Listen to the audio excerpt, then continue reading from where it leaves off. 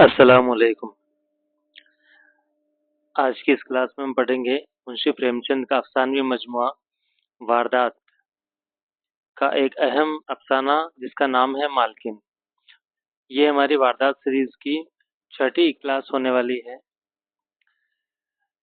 और इंशाल्लाह हम लोग बहुत जल्द 1-2 दिन में वारदात सीरीज को कंप्लीट कर देंगे और उसके बाद पोस्ट ग्रेजुएशन का ही कोई एक नया टॉपिक लेने वाले हैं।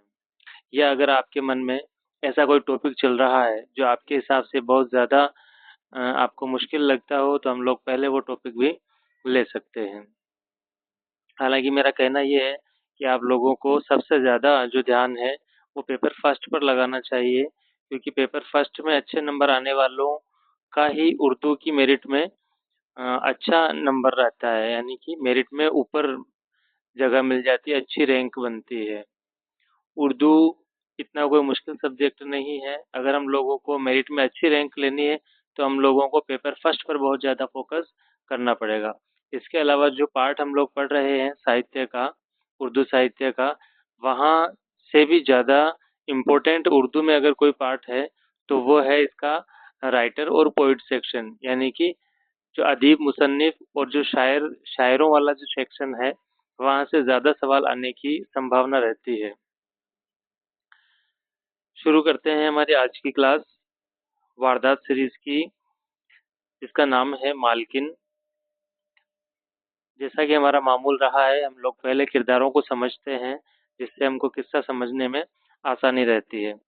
तो इस किस्सा मालकिन का जो पहला किरदार हम ले रहे हैं उसका नाम है शिवदास। शिवदास जो है वो गांव का चौधरी और एक किसान होता है। इसके दो बेटे हैं, ये हमको याद रखना है। इस किस्सा में जो किरदार है शिवदास, इसके दो बेटे हैं।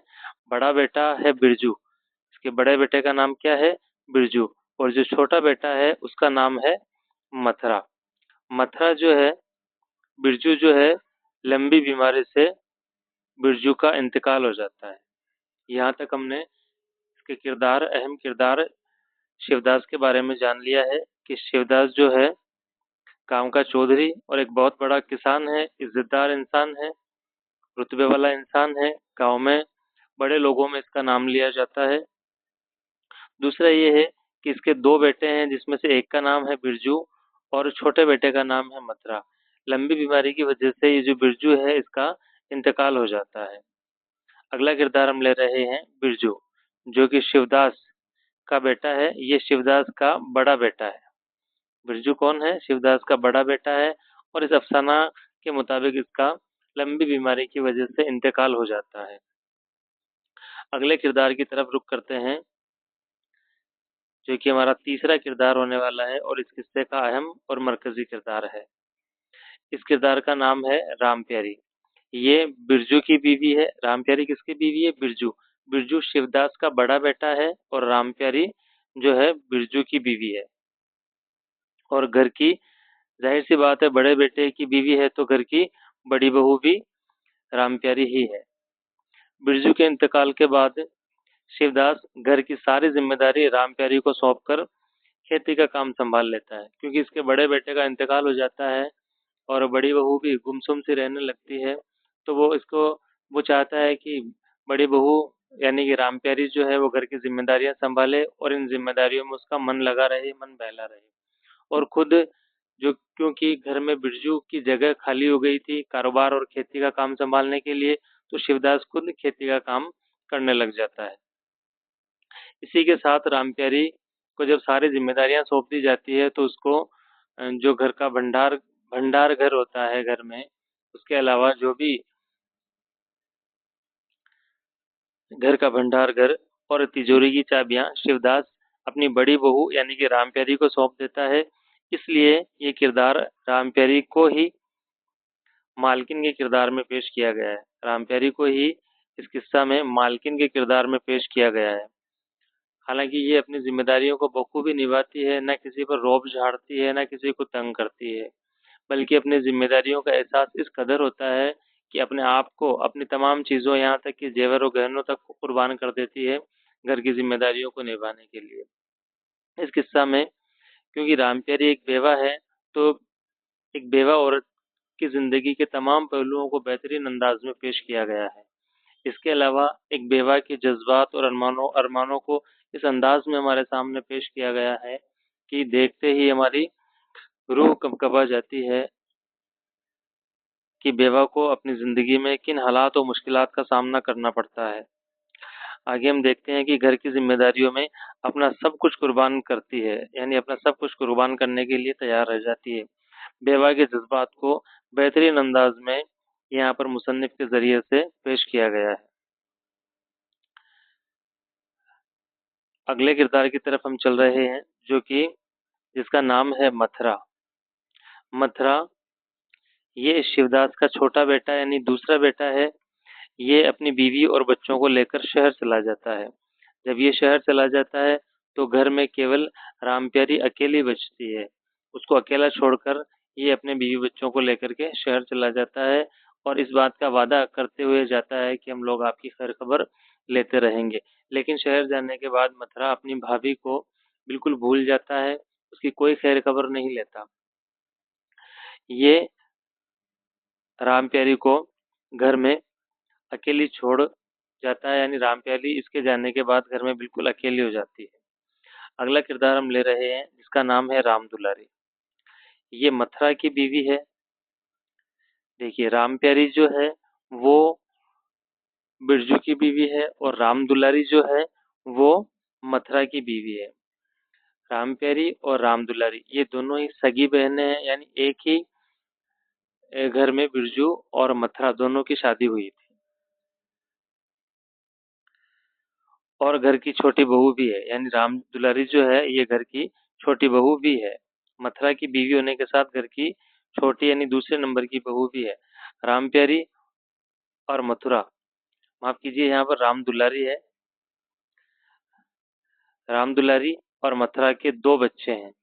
इनके दो बच्चे होते हैं, जबकि राम प्यारी की कोई औलाद नहीं है, क्योंकि लंबी बीमारी के बाद उनके जो शोहर हैं बिरजू, उनका इंतकाल हो जाता है। ये अपने शौहर के साथ शहर चली जाती है और अपनी बहन के बारे में बिल्कुल भी नहीं सोचती। अपनी मतलब के हिसाब से घूमने फिरने तफरी के हिसाब से अपने शौहर के साथ शहर चली जाती है और वहां जाने के बाद अपनी बहन की कोई खैर खबर नहीं लेती है। यहाँ पर एक नोट आया है जिसमें ये लिखा है कि राम प्यारी और राम दुलारी दोनों सगी बहनें हैं। ये दोनों कौन है रिश्ते में? इनका रिश्ता ये है कि ये दोनों सगी बहनें हैं। अगले किरदार की तरफ बढ़ते हैं, इसका नाम है छनिया। बहुत ज्यादा रोल इसका नहीं है इस किस्से में। इसका केवल इतना सा रोल है कि ये इनकी पड़ोसन है और रामप्यारी जो कि घर की बड़ी बहू है उससे 1 रुपया उधार मांगने के लिए आती है और रामप्यारी इसको 1 रुपया उधार देने के लिए मना कर देती है। इस वक्त रामप्यारी घर की मालकिन बन चुकी है, जबकि रामप्यारी का किरदार जो गांव में इस बात के लिए फेमस होता है, मकबूल रहता है कि वो आस पड़ोस वालों की, अपने हमसायों की, गरीब लोगों की मदद किया करती थी। यहाँ तक कि जिसके ससुर हैं शिवदास, शिवदास जी उनसे चोरी छुप कर, उनसे छुप छुप करके अपने पड़ोसियों और हमसायों की मदद किया करती थी। कभी किसी को दूध दिया, कभी किसी को आटा दिया, कभी किसी को कपड़े दिए, कभी किसी को, यहाँ तक कि अपने गहने तक लोगों को उधार दे दिया करती थी। लेकिन जैसे ही शिवदास ने इसको घर की मालकिन बनाया, जिम्मेदारियां सौंपी, खजाने की चाबियां, तिजोरी की चाबियां सौंपी और इसके तेवर कुछ वक्त के लिए बदले थे और बाद में फिर से ये अपनी अब उसी किरदार में आ गई थी। इसने छनिया को 1 रुपया देने के लिए साफ मना कर दिया। बेहद ज्यादा इल्तिजा करने के बाद भी ये अपने इरादे से टस से मस न हुई। छनिया ने कहा कि लगान का 1 रुपया देना है। क्यों मांगने आई थी? क्योंकि लगान का 1 रुपया चुकाना था और जो प्यादा, लगान वसूल करने वाला जो प्यादा है वो दरवाजे पर खड़ा है और बक बक कर रहा है, इसलिए मैं बड़ी मुसीबत में हूँ और बड़ी उम्मीद के साथ राम प्यारी के पास ये 1 रुपया उधार मांगने के लिए आई थी और 8 रोज बाद वापस चुकाने की बात कह रही थी। हालांकि राम प्यारी ने इसको साफ मना कर दिया, ये कहकर कि अभी घर में इसके शोहर कि मृत्यु भोज का काम हुआ है, इसलिए घर में एक दाना भी या फूटी कौड़ी भी नहीं बची है। ये बात सुनकर शनिया को बेहद अजीब लगता है कि एकदम से राम प्यारी का जो किरदार है वो इस तरह से इस किरदार में इतनी तब्दीली कैसे आ गई है। आगे हम पढ़ रहे हैं अगला किरदार, जिसका नाम है जोखू। ये हल जोतने वाला नौकर होता है।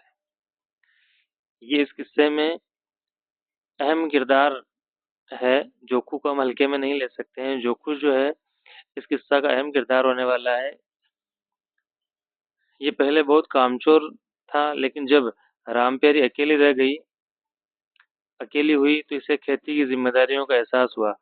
ये जब राम प्यारी ने एक बार इसको कहा कि कब तक अपनी जिंदगी अकेले जीते रहोगे, तुमको अब शादी कर लेना चाहिए, तो इसने राम प्यारी को जवाब दिया कि मुझे आप जैसी बीवी चाहिए, यानी आप जैसी खूबियों वाली बीवी चाहिए। ये बात सुनकर राम प्यारी शर्मा गई और किस्सा यहीं पर खत्म हो गया था। अब हम लोग मुख्तसर तौर पर किस्से का एक बार जायजा लेते हैं कि ये किस्सा हम लोगों को क्या कहना चाहता है। यहाँ तक हमने किस्से के किरदारों को शॉर्ट फॉर्म में समझने की कोशिश की है। मुझे उम्मीद है कि आप लोगों को तमाम किरदार बेहद आसान लफ्जों में समझ में आ गए होंगे, यहाँ तक कि कुछ कुछ हद तक किस्सा भी समझ में आ रहा होगा। पहला किरदार जो हमने लिया था वो था शिवदास। ये गांव के किसान और चौधरी होते हैं। इनके दो बेटे होते हैं, बिरजू। दो बेटे होते हैं जिसमें एक का नाम होता है बिरजू, दूसरा का नाम होता है मथुरा। जो शादीशुदा जोड़ा है वो इस तरह से है, बिरजू और राम प्यारी ये दोनों शौहर और बीवी हैं। मथुरा और राम दुलारी ये दोनों शौहर और बीवी हैं। राम प्यारी राम दुलारी के दो बच्चे हैं। एक पड़ोसन है छनिया और हल जोतने वाला एक नौकर है जिसका नाम है जोखू। ये तमाम किरदार हमने देख लिए हैं। इसके बाद अब हम मुख्तसर तौर पर इसका असल किस्सा जानने की कोशिश करेंगे। किस्सा कुछ इस तरह से है कि शिवदास गांव का चौधरी और किसान है। इसके दोनों बेटों बिरजू और मथुरा की शादी दो सगी बहनों, जिनमें एक का नाम होता है राम प्यारी और एक का नाम होता है राम दुलारी। यहाँ तक हमने देखा कि शिवदास जो हैं वो गांव के चौधरी हैं और किसान हैं। इसके साथ ही इनके दो बेटे हैं, एक का नाम है बिरजू, दूसरे का नाम है मथुरा। यहाँ तक हमको समझ में आ गया होगा कि दो बेटों में से एक का नाम है बिरजू, दूसरे का नाम है मथुरा, और इन दोनों की शादी दो सगी बहनों, जिनमें से उनका नाम है राम प्यारी और राम दुलारी से होती है। घर में शिवदास मुखिया की हैसियत रखता है। घर में जो शिवदास है वो मुखिया होता है। तमाम फैसले और लेन देन इसी के जिम्मे है। दोनों बेटे जो है खेती का काम देखते हैं और बहुएं घर का निजाम चलाती हैं। एक दिन शिवदास का बड़ा बेटा जिसका नाम क्या आया है, इसका नाम आया है बिरजू। ये लंबी बीमारी के बाद मर जाता है और पूरा खानदान सदमे में आ जाता है। कौन मर जाता है भाई? इसका बड़ा बेटा बिरजू मर जाता है और पूरा खानदान सदमे में आ जाता है।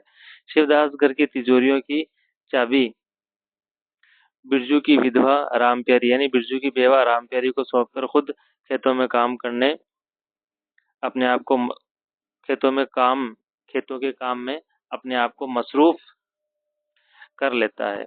इस तरह से जो बड़ी बहू है जिसका नाम है राम प्यारी, वो घर की मालकिन हो जाती है। हालांकि घर की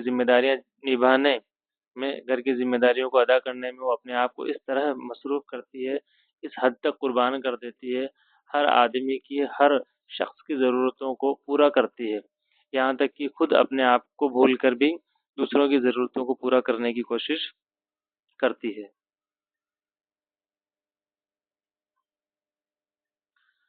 राम प्यारी बड़ी खुश असलूबी से खानदान का ख्याल रखती है और सबकी ज़रूरतों को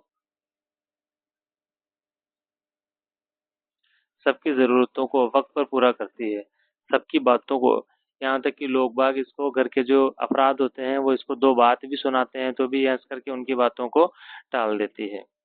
सबकी बातों को सुनती है, सबकी शिकायतों को दूर करती है, खानदान की जिम्मेदारियों को निभाने के लिए अपना सब कुछ कुर्बान करने के लिए तैयार रहती है, और इसलिए और इसके लिए अपने जेवर तक गिरवी रखने या बेचने से भी कभी गुरेज नहीं करती है।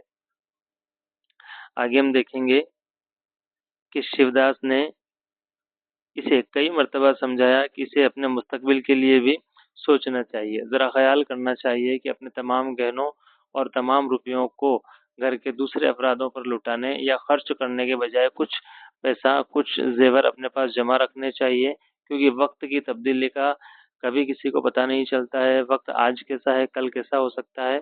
इसलिए इस बात को ध्यान में रखते हुए कुछ पूँजी इसको अपने पास जमा रखनी चाहिए और कुछ रकम या गहने अपने लिए उठाकर रखने चाहिए, क्योंकि बुरे वक़्त का कुछ पता नहीं और बुरे वक़्त में कोई किसी का काम नहीं आता। बहुत बड़ी सीख इसके ससुर अपनी बड़ी बहू को यानी कि राम प्यारी को देना चाहते हैं कि घर के तमाम अफरादों की ज़रूरतों को पूरा करने में अपने आप को मसरूफ़ करने या खर्च करने की ज़रूरत नहीं है। अपने तमाम गहने और रकम को लोगों की ज़रूरतों पर खर्च करने के बजाय कुछ रकम और कुछ गहने अपने बुरे वक़्त के लिए सँभाल कर के रखने चाहिए। ये सब सुनकर राम प्यारी सिर्फ़ मुस्कुरा देती है और अपनी ज़िम्मेदारियों को निभाने में मसरूफ़ रहती है। इसके बाद हम देखते हैं कि वक़्त गुज़रता जाता है। राम दुलारी के 2 बच्चे होते हैं। जब राम दुलारी के बच्चे होते हैं तो राम प्यारी बेहद खुश होती है और राम प्यारी के पहले बच्चे के जन्म पर, उसकी पैदाइश पर घर में एक प्रोग्राम रखती है और उसका हालाँकि ससुर के मना करने के बाद भी वो इस प्रोग्राम का आयोजन करवाती है और उस पर दिल खोल कर पैसा खर्च करती है। जबकि वो बच्चा इसका न होकर के इसकी बहन का बच्चा होता है। जब इसकी बहन का बच्चा होता है और मथुरा उसको गोद में लेता है तो इसके दिली अरमान और जज़्बात इस तरह से जाग उठते हैं कि उसका बेहद पुरकशिश अंदाज में मुसन्निफ के द्वारा इन जज्बातों को किस्सा में पेश किया गया है। शिवदास का इंतकाल हो जाता है, क्योंकि शिवदास इस किस्से में घर के मुखिया और सबसे बुजुर्ग होते हैं। तो थोड़े वक्त बाद शिवदास का इंतकाल हो जाता है।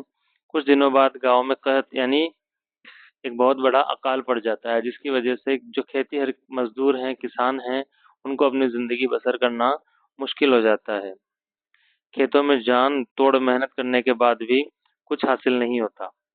खेतों में जान तोड़ जी तोड़ मेहनत करने के बाद भी कुछ हासिल नहीं होता। मथुरा और राम दुलारी ये दोनों शादीशुदा जोड़ा है। मथुरा और राम दुलारी राम प्यारी और इसके बच्चों को गांव में अकेला छोड़कर शहर चले जाते हैं। मथुरा और राम दुलारी राम प्यारी को अकेला छोड़ करके शहर में कमाने खाने की नीयत से चले जाते हैं।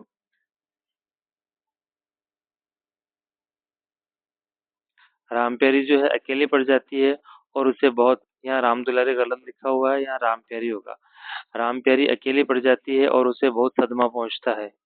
बहन और देवर शहर जाकर उसे भूल जाते हैं और उसकी कोई खैर खबर नहीं लेते। आखिर गांव वालों और घर के नौकर जोखू के कहने पर वो वापस हिम्मत करती है और अपने खेतों और घर को संभालने की कोशिश करती है। जब इसको ये महसूस हो जाता है कि उसके जो देवर हैं मथुरा और उसकी जो बहन है राम दुलारी, वो उसको छोड़ करके चले गए हैं और उसकी खबर नहीं ले रहे हैं। जब इसको इस बात का एहसास होता है और गांव वालों में से भी कुछ की ये राय होती है कि अब आपको उन लोगों की याद छोड़ करके अपने काम को, अपने घर को और अपने खेत खलिहान और कारोबार को फिर से संभाल लेना चाहिए। गांव वालों के अलावा इनका एक नौकर भी होता है जिसका नाम है जोखू। वो उसकी बात वो भी यही कहता है और राम प्यारी जो है उसको जोकू की ये बात सही लगती है और वो फिर से अपनी हिम्मत जुटाती है और हिम्मत जुटा करके घर और खेतों को संभालने में जुट जाती है। नौकर जोकू के कहने पर वो वापस हिम्मत करती है और अपने खेतों और घर को संभालती है। राम प्यारी अपना दिल फिर से खेतों और घर के कामों में लगाती है। जोखू ये हल चलाने वाला नौकर होता है इनका। जोखू जो राम प्यारी के खेतों में हल जोतता है, पहले बहुत कामचोर होता है, मगर राम प्यारी के इखलाक और उसके गम की वजह से बिल्कुल बदल जाता है। राम प्यारी और जोखू की मेहनत रंग लाती है और खेत फिर से हरे भरे हो जाते हैं। ये एक बार खेत में खरबूजे की फसल लगाते हैं जिसको अच्छे दाम पर बेच करके काफी मुनाफा कमाते हैं। अब राम प्यारी जो है विधवा की तरह जो जिंदगी बसर कर रही थी, उससे थोड़ा अलग हट करके अब अपने साज सजने और संवरने पर भी ध्यान देती है। अपने कपड़े लत्ते, अपना जो लाइफस्टाइल है, जो जीने का तरीका है उसको थोड़ा-सा बदलती है, नए कपड़े पहनती है, थोड़ा-सा साज श्रृंगार भी करती है, खाने-पीने पर भी ध्यान देती है। अब वो मथुरा और अपनी बहन राम दुलारी के द्वारा किए गए, उनके ज़रिए से किए गए बुरे बर्ताव को भूल जाती है और फिर से जुट जाती है अपनी ज़िंदगी को एक नए अंदाज़ में जीने के लिए।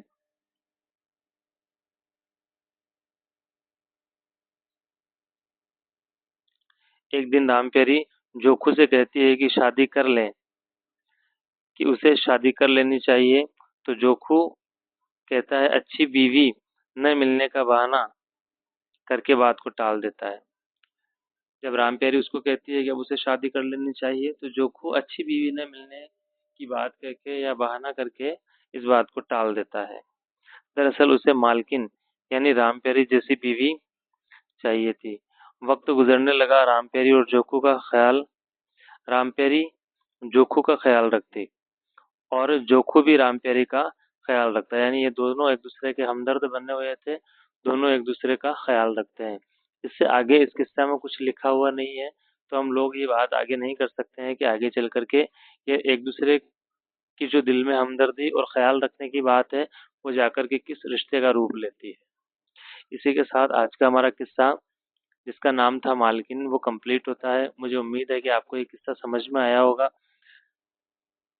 और मैं ऐसा समझता हूँ कि इन किस्सों से सवाल केवल किरदारों से मुताल्लिक आने वाले हैं, या जो कोई अहम अगर कोई बात है तो वो मैंने नोट डाल करके या गोला बना करके उसको समझने और समझाने की पूरी कोशिश की है। मैं अपनी तरफ से बेहतरीन कोशिश कर रहा हूँ। आप लोगों से मुझे सिर्फ इतना सा सपोर्ट चाहिए कि आप क्लास को लाइक करें। इससे पहले जो क्लास अपलोड हुई थी उसको भी आप लोग केवल उसको देखते हैं, लाइक नहीं करते हैं। तो मेरा सिर्फ आप लोगों से इतनी सी गुजारिश है कि जब आप क्लास देखें तो उसको पहले लाइक करें। अगर अभी अभी तक आपने चैनल को सब्सक्राइब भी नहीं किया हुआ है तो चैनल को सब्सक्राइब करें और अपने दोस्तों के साथ इसको शेयर करें।